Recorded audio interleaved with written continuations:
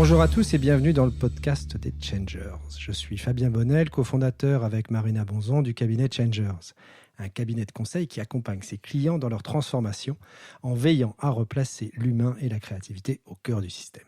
Le podcast des Changers, c'est 45 minutes ou plus au rythme de nos rencontres où j'interviewe des acteurs du changement, des personnalités atypiques, des chefs d'entreprise, des artistes qui ont subi, vécu, voulu, opéré un changement majeur dans leur vie personnelle ou dans leur activité professionnelle. Ce qui nous intéresse chez Changers, c'est d'identifier avec nos invités quels leviers ils ont actionnés, quelles ressources ils ont utilisées, quelles croyances ils ont dû abandonner pour opérer le changement.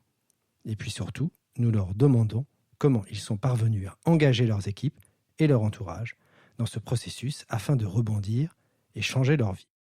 Aujourd'hui, j'ai le plaisir de recevoir Nathalie Beria, directrice de Gobelin, l'école de l'image. On le sait tous, le confinement lié à la crise du Covid a été l'occasion pour nombre d'organisations de tester leur réactivité et leur capacité de résilience. Chez Changers, nous avons été très impressionnés par la manière dont Gobelin avait su se réinventer et proposer une autre forme d'apprentissage en à peine une journée à près de 2000 élèves. Nathalie Beria, sa directrice, est une vraie Changers et est à notre micro.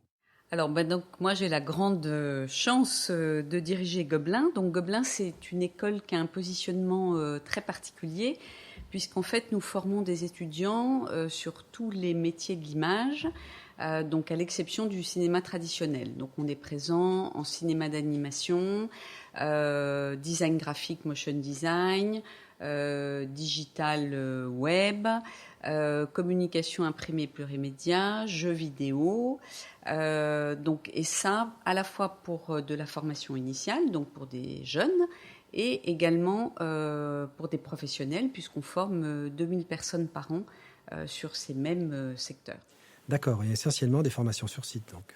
Alors, essentiellement jusqu'à présent des formations sur site, tout à fait. Mais évidemment, ce que nous venons de vivre va quand même pas mal changer la donne de ce point de vue-là. C'est vraiment ce qui nous a intéressés en fait dans cet entretien. Vous avez, dans le cadre de l'enseignement, une utilisation d'outils très puissants. Alors, à quel moment est-ce que vous avez compris qu'il allait falloir s'arrêter ? Alors en fait, on a vraiment eu que quelques heures pour fermer l'école. Donc ça a été très très compliqué. D'autant que effectivement les formations à Gobelin, elles reposent sur une technologie de pointe, donc les étudiants, les professionnels, etc. ont besoin de pas mal d'outils. Donc ce qui s'est passé, c'est que on a privilégié en fait les élèves en année de diplomation, donc en se disant que ceux-là, ils avaient absolument besoin d'être équipés. Puisqu'ils allaient terminer leurs études. Donc c'est ce qu'on a fait. On a hiérarchisé finalement un petit peu les formations et on a doté notamment nos élèves en cinéma d'animation qui, pour obtenir leur diplôme, doivent réaliser un film de fin d'études en équipe. On les a dotés de leur propre matériel. Du matériel dont ils disposent à l'école. Donc ce sont des stations énormes qu'il a fallu... que vous avez envoyé Non, qui sont venus chercher, mais aussi dans des conditions sanitaires qu'il fallait respecter.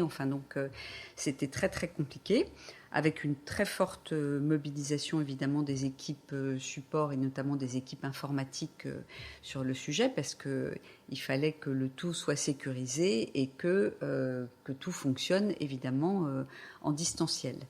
Voilà, donc ça, on a organisé ça, la remise de matériel. On n'a pas pu malheureusement le faire pour beaucoup de classes, ce qui fait que par la suite, on s'est bien rendu compte également qu'il y avait des élèves qui étaient en souffrance par rapport à ça, puisque certains n'avaient pas ni les connexions, ni le matériel suffisant pour pouvoir suivre véritablement un enseignement à distance. Donc c'est vrai que derrière, il y a eu beaucoup d'adaptation aussi de contenu pédagogique pour pouvoir répondre à ces problématiques-là. Comment, à ce moment-là, avez-vous traité la gestion des priorités au sein de votre équipe ? Moi, de toute façon, je travaille déjà beaucoup en collectif, hein, donc avec les membres de mon comité de direction.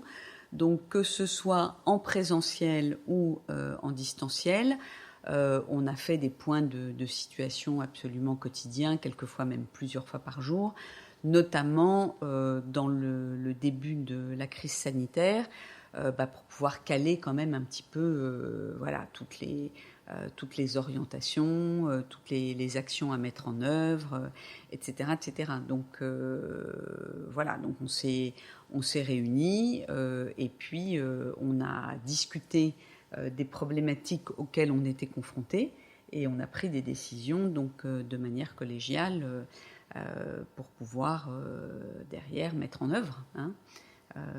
Voilà. Vous avez alors senti un alignement de vos équipes sur les objectifs et les solutions à trouver, c'est ça ? Alignement total. Ouais, vraiment, moi j'ai eu... de toute façon, moi ce que je retiens de cette crise sanitaire, ça a été quand même une mobilisation extraordinaire au sens premier du terme, hein, donc vraiment des équipes.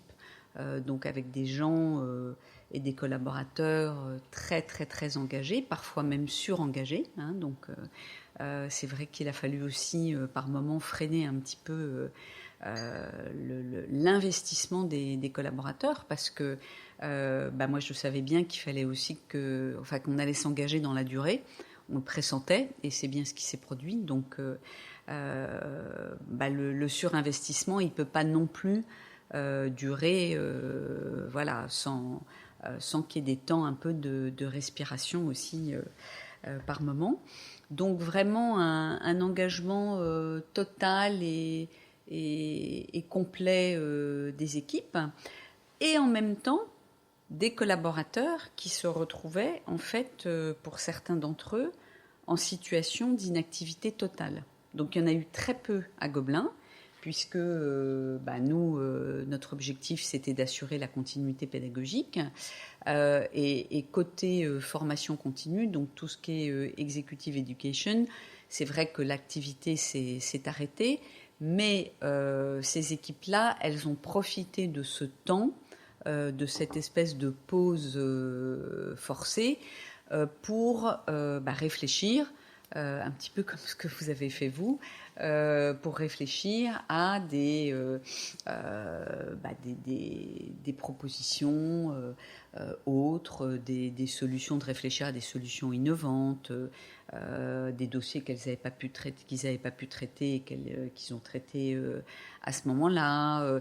Et puis eux, ils ont mis en place aussi vraiment, en l'espace de quelques semaines, toute une offre de formation à distance, qui a pu d'ailleurs être commercialisée à partir du mois d'avril et qui a fonctionné, hein, puisqu'on est toujours en train d'en vendre et voilà, donc ça c'était plutôt une bonne chose. Voilà, mais pour d'autres collaborateurs, par exemple les logisticiens, ceux-là par définition leur job il est en présentiel. Donc quand vous êtes en distanciel, c'est compliqué. On a une régie, donc la régie à Gobelins, les collaborateurs de la régie, leur rôle, c'est d'accompagner les élèves dans le choix de leur matériel, c'est de les conseiller, c'est de réceptionner le matériel, de le préparer, de le réparer, etc., etc.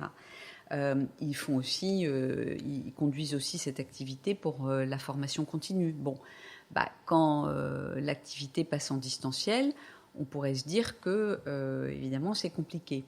Et ça l'a été, mais ils ont quand même mis en place une régie virtuelle, donc en disant, écoutez, nous, tous les jours, de telle heure à telle heure, on est à votre écoute, à votre disposition, si vous avez besoin d'avoir des conseils sur votre matériel, des conseils techniques, etc., etc.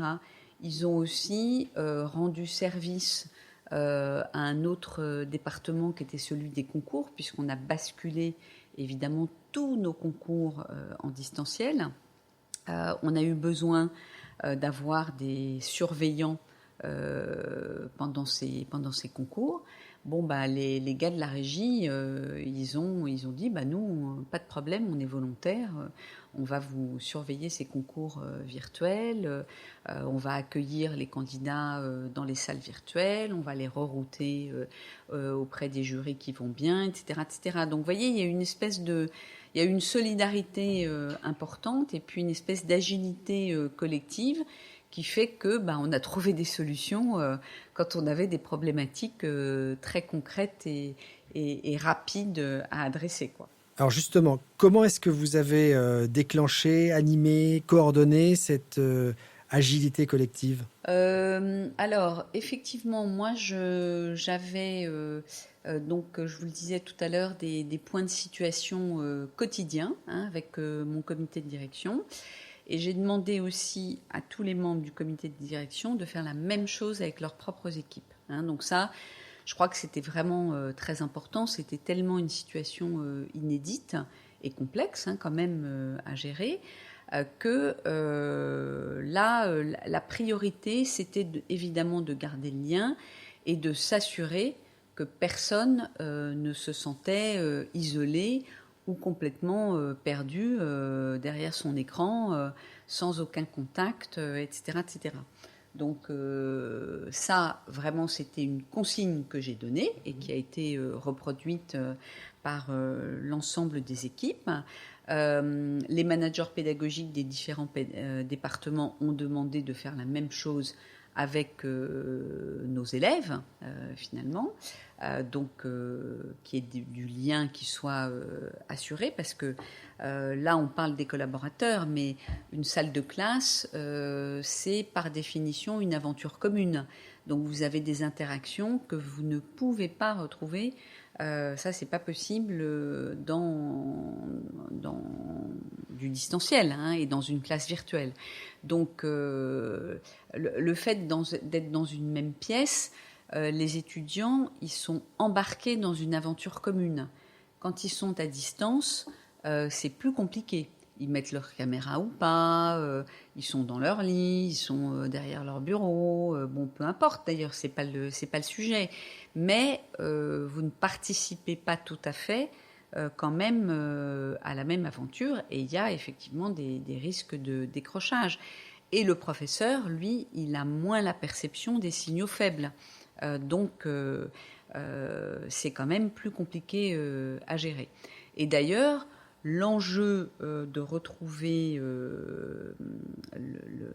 cette vie de classe, ce sera un véritable défi à la rentrée prochaine. Nous allons y revenir, mais avant ça, je voulais reparler de cette surprise ou non-surprise à pouvoir basculer dans une organisation nouvelle.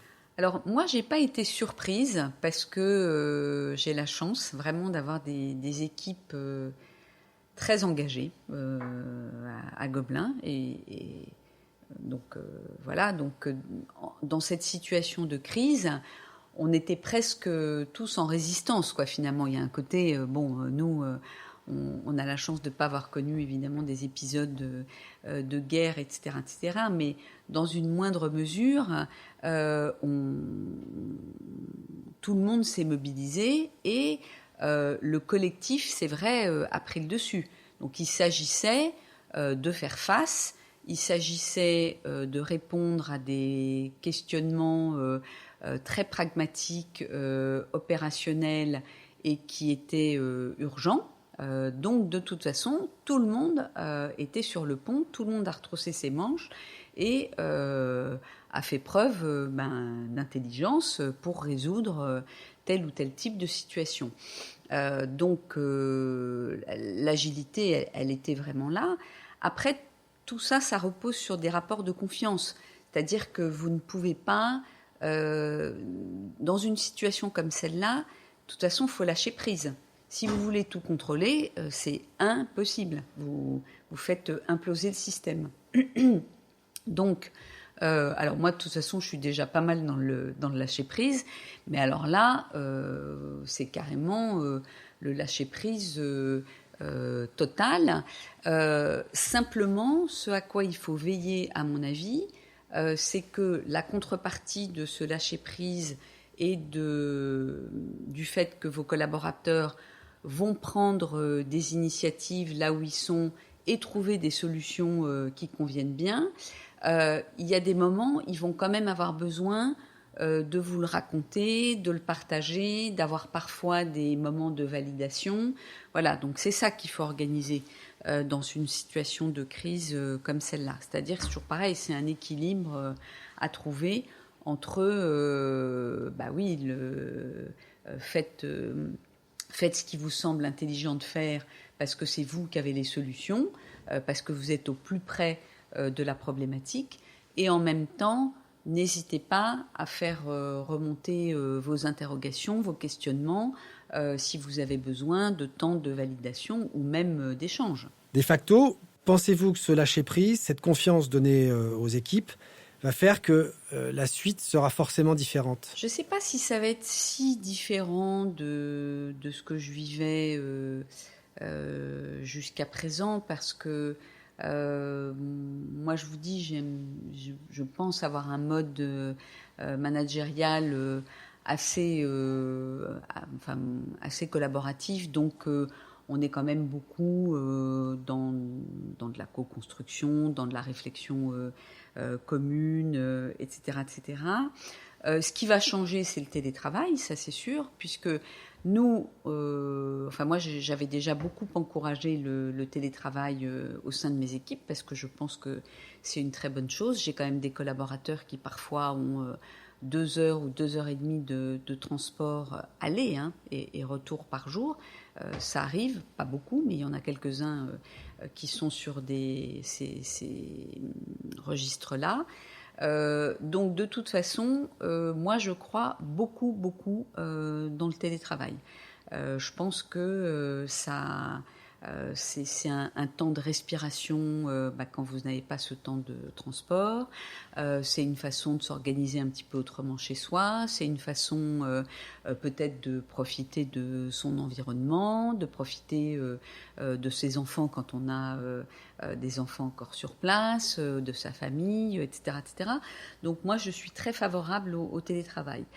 Après, ce qui va changer, c'est que jusqu'à présent, moi, j'avais autorisé 1 journée de télétravail par semaine. Bon, là, très clairement, je n'ai aucun problème pour passer à 2 jours par semaine. C'est même plus un sujet dans mon esprit, puisque on a vu que ça avait tellement bien fonctionné que, que je crois que comme beaucoup d'entreprises, on a passé complètement ce cap-là. Voilà.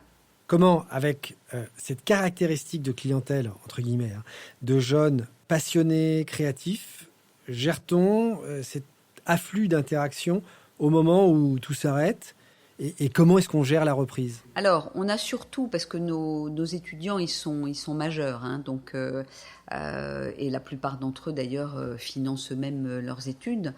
Donc, on a surtout beaucoup communiqué avec les élèves. Donc, avec les parents, c'est venu un petit peu après. Donc, moi, mon rôle, c'était de communiquer chaque fois qu'il y avait des annonces gouvernementales. Donc, j'ai communiqué à peu près 4 fois durant la période de crise pour donner évidemment les incidences ou les changements qui intervenaient à la suite des consignes gouvernementales qui étaient données par le président de la République ou le Premier ministre. Évidemment, il y avait une déclinaison via le ministre de l'Éducation nationale, etc. Bon. Les équipes, elles ont communiqué donc au niveau des managers pédagogiques et des professeurs. Ils ont communiqué évidemment quasiment quotidiennement avec leurs élèves. Donc ça pouvait prendre plusieurs formes. Ça pouvait être évidemment sous forme de mail, ça pouvait être sous forme de rendez-vous téléphoniques, ça pouvait être sous forme de visio, bien entendu, pour que la classe se retrouve. Voilà, il y a eu vraiment différentes façons de communiquer et d'organiser le collectif par classe.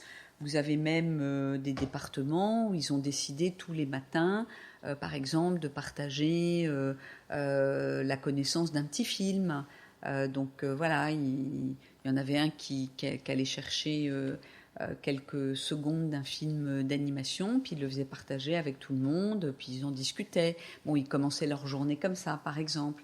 Donc il y a eu comme ça des initiatives qui ont été prises à différents endroits pour que la vie reprenne le dessus et que ce lien qui évidemment est réel quand vous êtes en présentiel, parce que vous vous promenez dans les couloirs, parce que vous allez prendre un café ensemble, parce que vous échangez, etc., etc. Le radio-moquette naturel du présentiel, il fallait bien le retrouver quelque part dans le distanciel. Comment s'est structurée cette manière d'aborder la relation avec les élèves ? Vous avez proposé une organisation ? Non, chacun l'a conduit un petit peu en fonction de qui il est, de la classe qu'il avait, etc. Et puis moi, mon rôle, c'est pas celui-là, de toute façon. Mon rôle, c'est de donner des axes et des consignes. Et les consignes, elles avaient été très claires. C'était aucun collaborateur isolé et évidemment contact avec vos étudiants réguliers pour être sûr qu'il n'y a pas de problématique d'isolement. On a donné aussi des consignes parce qu'on a eu des étudiants en situation de stress psychologique très important. Donc on avait aussi notre infirmière qui était sur le pont et qui, elle, a beaucoup œuvré pendant toute la période du confinement, donc a été très sollicitée. On a mis aussi en place des rendez-vous et des créneaux avec un psychologue avec lequel on travaille pour que les élèves puissent parler quand ils en ressentaient le besoin. Et il y en a eu, tous les créneaux ont été pris, donc c'est bien la preuve quand même que c'était une nécessité. Notamment par exemple avec nos étudiants internationaux qui se sont retrouvés très très loin de leur famille, parfois dans des conditions de confinement très difficiles, seuls dans quelques mètres carrés. Et en plus, eux, ils ne comprenaient pas toujours, parce qu'ils ne parlent pas forcément très bien le français, donc ils entendaient des prises de parole officielles du président de la République, du Premier ministre, etc. Donc ils entendaient, je ne sais pas, moi je me souviens de la première prise de parole de Macron, où il a répété 5 ou 6 fois le mot guerre. Bon, pour des élèves qui ne comprennent pas bien le français et qui sont complètement seuls finalement dans leur espace, c'est quand même extrêmement angoissant. Donc là, on a vraiment donné des consignes pour que, notamment la directrice des relations internationales, ait des rendez-vous avec eux, communique avec eux, décrypte. Et elle l'a fait systématiquement. Elle a décrypté tous les discours du président et du Premier ministre pour que les élèves ne s'inquiètent pas et qu'il n'y ait pas des mauvaises interprétations de ce qui était dit, par exemple. Voilà. Donc, il y a eu des tas d'initiatives comme ça qui ont été prises localement, mais parce que moi, j'ai confiance dans les collaborateurs qui ont eu l'intelligence des situations, quoi. C'est-à-dire qu'il y a une problématique qui apparaissait, hop, il fallait y apporter une réponse, mais sans que ça passe systématiquement par une moulinette très complexe et hiérarchique. Nous sommes rentrés dans une nouvelle période, un nouvel inconnu. Ça entraîne quoi chez vous, cette gestion de l'après-crise ? Nous, le déconfinement est encore plus complexe que le confinement, en fait.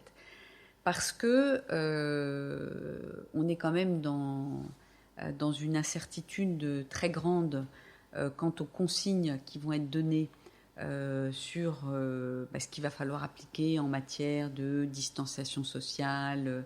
Est-ce qu'on va avoir le droit de mettre les élèves les uns à côté des autres, etc. Parce que ce qui s'est passé, si vous voulez, dans les écoles primaires et dans les collèges n'est pas forcément applicable aujourd'hui dans l'enseignement supérieur, puisque nous n'avons évidemment pas le même type de population et que nous, on accueille des jeunes adultes. Et que les jeunes adultes, ils sont porteurs du virus, enfin porteurs, pas plus que d'autres, mais potentiellement porteurs, etc., etc.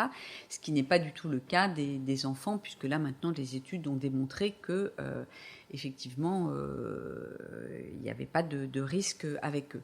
Donc, on a une très grande incertitude quant à l'organisation matérielle de la reprise des activités. Bon.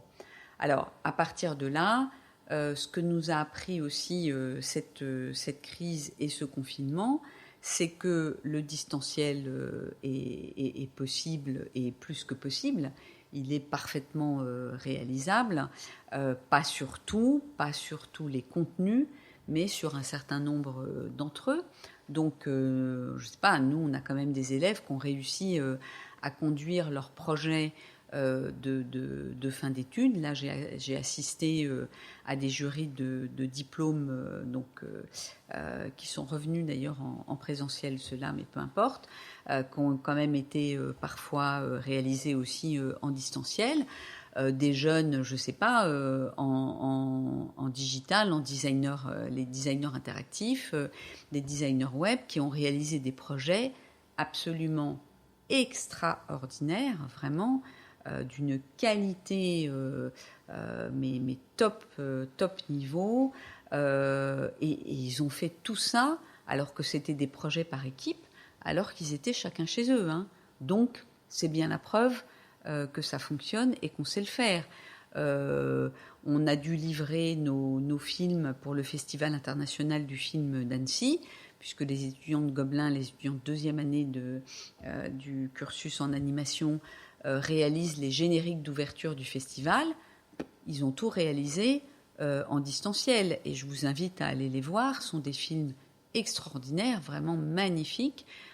Sur la thématique cette année, c'était l'Afrique. Très joyeux, très beau. Bon, ils ont réussi à le faire.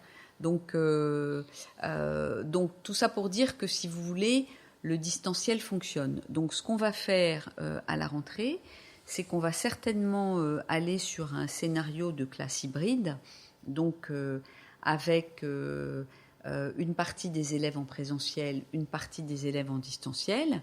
Et puis, on alternera pour que ce ne soient pas toujours les mêmes élèves qui soient en présentiel et en distanciel, si on a la contrainte des mètres carrés qu'il faut respecter et les contraintes de distanciation sociale, quoi. Voilà. Est-ce que l'on doit comprendre que l'organisation de la pédagogie peut changer de manière extrêmement conséquente ? Oui, tout à fait. C'est-à-dire que si vous passez sous un système de classe hybride, ça veut dire que vous repensez votre pédagogie. Alors nous, on a la chance d'avoir une direction de la recherche et de l'innovation au sein de l'école qui a joué évidemment un rôle absolument clé pendant toute cette période, puisque cette direction, elle a accompagné tous les professeurs. Nous, on a 35 professeurs permanents, mais on a 600 vacataires extérieurs. Donc des professionnels qui viennent et qui interviennent dans les cursus. Alors bon, évidemment, c'est 600 par an, hein, donc ils ne sont pas tous mobilisés au même moment, mais c'est pour dire qu'il y avait un enjeu d'accompagnement et de formation de nos professeurs permanents, mais il y avait aussi un enjeu d'accompagnement et de formation de nos intervenants extérieurs, parce que les cours, il fallait bien les faire. Donc pour ceux d'entre eux qui n'étaient pas formés à l'utilisation des classes virtuelles, etc., il a fallu organiser, évidemment, en urgence, des prises en main et assurer de l'accompagnement et des espèces de hotlines pour que, quand un professeur prenait sa classe en main, s'il avait un bug, il fallait bien qu'il puisse s'adresser à quelqu'un. Bon. Donc, il y a eu un travail qui a été fait, évidemment, sur la prise en main technologique, mais pas que ça. C'est-à-dire que quand vous basculez sur du distanciel, vous devez obligatoirement repenser le séquençage de votre formation. Vous ne pouvez pas faire un cours en distanciel comme vous le faites en présentiel. Donc, le rôle de la direction de la recherche et de l'innovation, ça a été aussi d'accompagner cette réflexion et puis d'outiller et de donner des astuces, etc., aux profs pour qu'ils puissent réinventer finalement leurs cours et repenser leur ingénierie. Mais d'ailleurs, on a eu des retours très positifs de profs qui étaient parfois un peu frileux par rapport à cette modalité d'enseignement, qui ont dit aussi « Ah bah oui, mais bon, moi j'ai appris beaucoup ». Et puis ça a aussi développé, je pense, chez les étudiants d'autres compétences, en termes d'autonomie, en termes de concentration. Les profs nous ont dit aussi, tiens, c'est marrant, on s'aperçoit que les cours commencent à l'heure, il n'y a pas d'élèves en retard, on respecte mieux la parole des autres puisque tout le monde a son micro coupé. Donc il faut de toute façon demander la parole via un petit picto pour quand on veut s'exprimer. Donc voilà, donc ça a eu aussi des vertus très très positives dans le fonctionnement, quoi. Alors, une question plus personnelle maintenant. Qu'avez-vous appris sur vous-même dans le cadre du management de cette scie particulière ? Écoutez, je dirais que ça a incarné très concrètement ce que je dois faire finalement au quotidien dans mon job, qui est quand même de manager dans l'incertitude. Mais là, je crois qu'on a été au paroxysme de l'incertitude. Donc, moi, j'ai intégré cette philosophie et j'essaye de la partager avec mes équipes, parce que c'est vrai que ça peut paraître un peu angoissant de ne pas avoir toujours les réponses aux questions qu'on se pose. Nous, on est dans un changement en plus au niveau de la CCI Paris-Île-de-France, dans un changement d'organisation très très important. Donc, on n'a pas du tout toutes les réponses à nos questions. Donc, on est tout le temps dans la complexité et dans l'incertitude. Mais là, je crois que ce que j'en tire, c'est, c'était une réalité absolument quotidienne et je dirais même de chaque instant.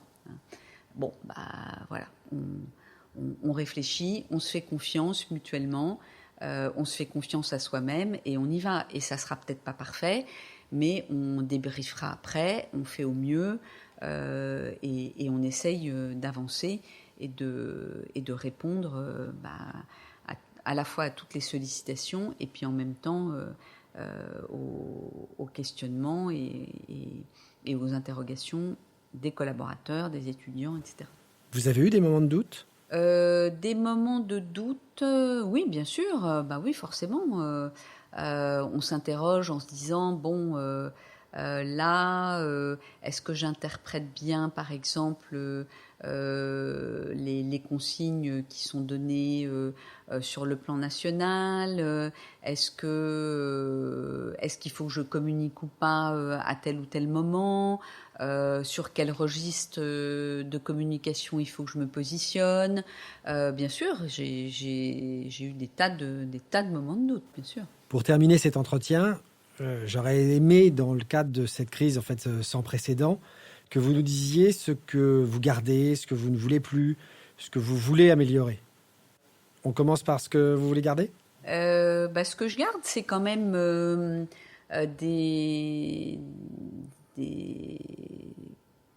pas des souvenirs, mais des conclusions où je trouve pas le terme, mais des retours finalement très très positifs de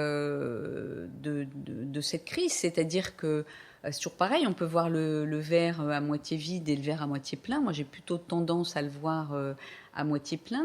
Et je pense qu'il s'est passé des choses incroyablement positives pendant cette période, à la fois avec les collaborateurs, donc que je ne cesserai de remercier, parce que franchement, sans leur mobilisation, sans leur investissement de chaque instant, on n'aurait pas pu fonctionner. Donc ça, c'est vraiment très important. Je retiens aussi que travailler en distanciel, assouplir les contraintes du présentiel, c'est tout à fait possible et que ça doit même devenir la norme, donc vraiment pas de souci là-dessus. Et donc, qu'est-ce que l'on développe ? Qu'est-ce qu'on a envie de développer ? Alors moi, avant de partir sur du développement, je vais quand même passer par une phase de débriefing, hein, parce que ça me paraît important. Là, on est quand même... les choses se sont bien passées, la continuité pédagogique a été assurée, etc., etc. On a quand même des points de tension qui émergent avec certaines classes pour lesquelles on n'a pas pu proposer, par exemple, des enseignements techniques, parce que ceux-là, par définition, ils doivent se passer en présentiel. Donc on sent qu'il y a beaucoup d'inquiétude de la part de ces élèves en disant mais comment on va rattraper ça, comment ça va se passer, etc. Donc par exemple, moi j'ai eu à conduire, et ma directrice académique aussi, de très nombreuses réunions en présence d'étudiants, de parents d'élèves, etc., pour leur expliquer, essayer de les rassurer, et en leur disant que de toute façon, leurs enfants sortiront au standard de Gobelin, qu'il n'y avait pas de questions sur ce sujet-là, et que bien entendu, on allait organiser le rattrapage des cours techniques qui n'avaient pas pu avoir lieu, mais que de toute façon, comme on est sur des titres professionnels et que l'apprentissage se fait par bloc de compétences, on peut lisser parfaitement sur les années restantes les apprentissages techniques qui n'ont pas pu avoir lieu. Pendant la période de confinement. Il ne faut pas oublier aussi que certains cours qui étaient prévus à la rentrée prochaine et que l'on pouvait transposer sur du distanciel ont été donnés à la place de certains cours techniques, ce qui va permettre de libérer du temps à la rentrée prochaine pour rattraper certains cours. Donc je crois qu'il y a un temps de débrief à avoir parce que tout le monde, mine de rien, s'est beaucoup investi. Il y a eu aussi des loupés, hein. Il y a eu plein de belles choses, mais il y a eu aussi des loupés. Donc là, par exemple, on est en train de conduire une enquête auprès de l'ensemble des étudiants et l'ensemble des collaborateurs de Gobelin pour essayer de comprendre comment ils ont vécu cette période, comment ça s'est passé pour eux, comment ça s'est... qu'est-ce qu'il y a eu quelles problématiques ils ont rencontrées, etc., etc. Donc moi, je souhaite vraiment qu'on passe d'abord par cette case-là avant de se dire, ok, qu'est-ce qu'on invente de différent ça me paraît essentiel. Et donc, qu'est-ce que vous ne voulez plus ? Dans tous les cas, nous, ce que je veux plus, c'est peut-être se retrouver dans une situation où finalement on a peut-être eu certaines difficultés de communication avec certains élèves, etc., etc. Donc moi, quand je constate, quand je fais ce type de constat-là, ça m'interroge, si vous voulez, sur la façon dont est organisée la communication dans tel ou tel département. C'est que forcément, pourquoi avec certaines classes ça s'est extrêmement bien passé et au contraire on a eu des retours très très très positifs, des remerciements, des élèves enthousiastes, etc., etc. Et puis à d'autres endroits plus de difficultés, donc des angoisses. Donc ça veut forcément dire qu'il y a eu un relais qui n'a pas été là. Donc ça doit être examiné et ça doit être adressé et on doit y réfléchir nécessairement. Merci Nathalie pour ce témoignage, à la fois d'une grande sincérité et très très riche en enseignements. Alors je me tourne maintenant vers Marina Bonzon, qui est mon associée, la cofondatrice de Changers, qui va incomber la difficile exercice de synthèse de cette interview. Donc Marina, si il fallait identifier 3 recettes. Voilà, ouais, 3 recettes que Nathalie Beria a utilisées pour gérer cette crise du Covid. Recette numéro 1. Une recette numéro 1. Du recette numéro 1, moi j'ai envie de choisir cette recette qui consiste à avoir été d'une grande clarté sur son rôle, sur son positionnement. On a là une direction qui a très très bien su se positionner, qui vraiment ne revendique pas l'expertise, mais qui vraiment sait donner la confiance à ses collaborateurs, qui, eux, ont eu l'intelligence des situations, dit-elle. Elle nous dit il faut travailler la confiance. Si vous voulez tout contrôler, c'est impossible. Vous faites imploser le système. Il faut savoir lâcher prise et faire confiance. Moi, j'ai relevé ça. C'est vraiment la maturité d'un manager qui sait se positionner en supervision, en coordination, en accompagnement, ouais. Et qui ne revendique pas du tout l'expertise, mais qui au contraire va installer le climat positif et favorable au déploiement des expertises là où elles sont, en les reconnaissant et en les faisant vraiment s'épanouir. Donc vraiment, ça c'est une force. On voit que elle sait jouer à plein régime sa partition. Elle est arbitre. Elle parle de proximité, de confiance, de lâcher prise, de respect des compétences de chacun. Enfin voilà, on a tout dit. Elle nous a vraiment là montré exactement la position du leader qui sait superviser, coordonner. D'accord. Donc, et qui est clair sur son positionnement. Okay. Donc ça, c'est la première clarté chose. Clarté sur le rôle et le positionnement. Recette numéro 2. Recette numéro 2, c'est assez lié. Je pense que c'est pas en temps de crise que tout s'est déployé. C'est-à-dire que tout avait été déjà installé au préalable et c'est en temps calme. D'accord, oui. On entend que ça, c'est une équipe qui a déjà installé des complémentarités, qui a déjà installé de la collaboration et cet état d'esprit, ce mindset impulsé par la direction est là depuis bien longtemps. D'ailleurs, elle le dit. Moi, j'étais déjà pas mal dans le lâcher prise, mais alors là, c'est total. Donc vraiment, tout ça, c'était déjà installé avant. Et déjà depuis longtemps, elle fait des points quotidiens. Déjà depuis longtemps, elle nous dit qu'elle demande à tous les membres du CODIR de faire descendre l'information. Tout le monde s'empare de son périmètre et de son rôle depuis bien longtemps. Donc, c'est pas on n'a pas attendu la tempête pour que cette collaboration soit déjà installée. Donc, on a une base. On a une base solide et c'est parce qu'on a une base solide que on arrive à résister, on arrive à être réactif. C'est ça la recette numéro 2. Tout a déjà été bien préparé en temps calme. D'accord. Troisième recette maintenant. Et troisième recette, encore une fois, s'il fallait choisir, c'est pas évident, mais bon, j'aimerais bien proposer cette troisième recette qui vient ajuster le curseur de la recette numéro 1 d'ailleurs.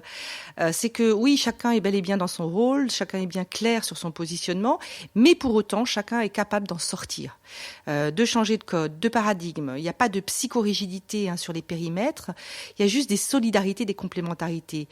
Elle nous dit, les techniciens, les gars de la régie ont surveillé les concours qui étaient passés en virtuel et sont devenus surveillants. Donc voilà, on est capable de sortir de son rôle et de se remonter les manches. Donc de la même façon, elle nous dit, on a mis en place un suivi psychologique pour les étudiants étrangers avec une infirmière, ce qui montre vraiment la capacité à sortir de la fonction initiale de cette école, mais de mettre au centre le besoin élargi et de penser vraiment en mode utilisateur et pas en mode produit, quoi. Ils sont prêts pour l'agilité. Ils sont complètement dans l'agilité. Donc, si tu as un conseil maintenant, un conseil de fin d'interview, tu dirais quoi? En fait, tout est là, tout est fait de façon presque intuitive, on dirait. C'est vraiment, il y a vraiment une vraie intuition managériale, d'agilité, effectivement, tu l'as dit. Donc, ce qui peut être intéressant pour cette équipe, c'est de prendre un petit peu de recul ou de hauteur, on appellera ça comme on veut. Et puis, justement, aujourd'hui, d'observer, peut-être même de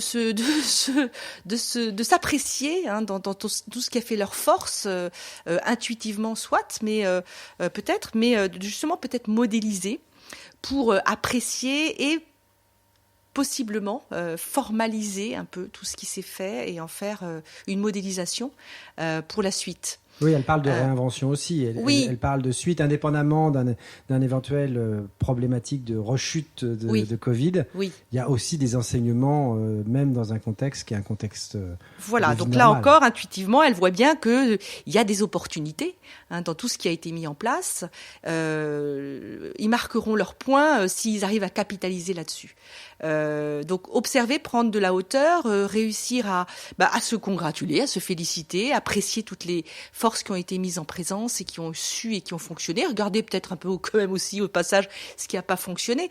Mais je dirais vraiment être dans cette approche appréciative et positive de tout ce qui a bien fonctionné, capitaliser dessus, modéliser, sans perdre pour autant la spontanéité qui a fait le succès de toute cette entreprise. Et peut-être du coup créer des référentiels. Je suis sûre qu'il y a des valeurs là qui se sont révélées.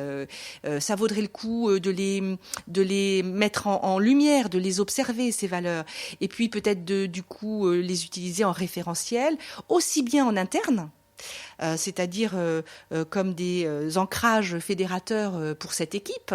Quelles sont les valeurs qu'on a su déployer, quelles sont celles auxquelles on peut se raccrocher en temps de crise, et puis aussi les vendre, les revendiquer, les prendre en étendard pour les étudiants, pour les recruteurs. Voilà, quand on est au Gobelin, on n'est pas n'importe où ailleurs, on sait se souder, on est dans la solidarité. Je sais pas, il faut voir les valeurs qu'ils veulent travailler et qu'ils ont pu observer comme étant efficaces là. D'accord, super voilà. Conseil. Merci Marina. Je t'en prie. On se retrouve la semaine prochaine pour le débrief du coach de l'interview. N'hésitez pas, quant à vous, à vous abonner à ce podcast et à nous mettre une pluie d'étoiles sur iTunes. À bientôt, au revoir.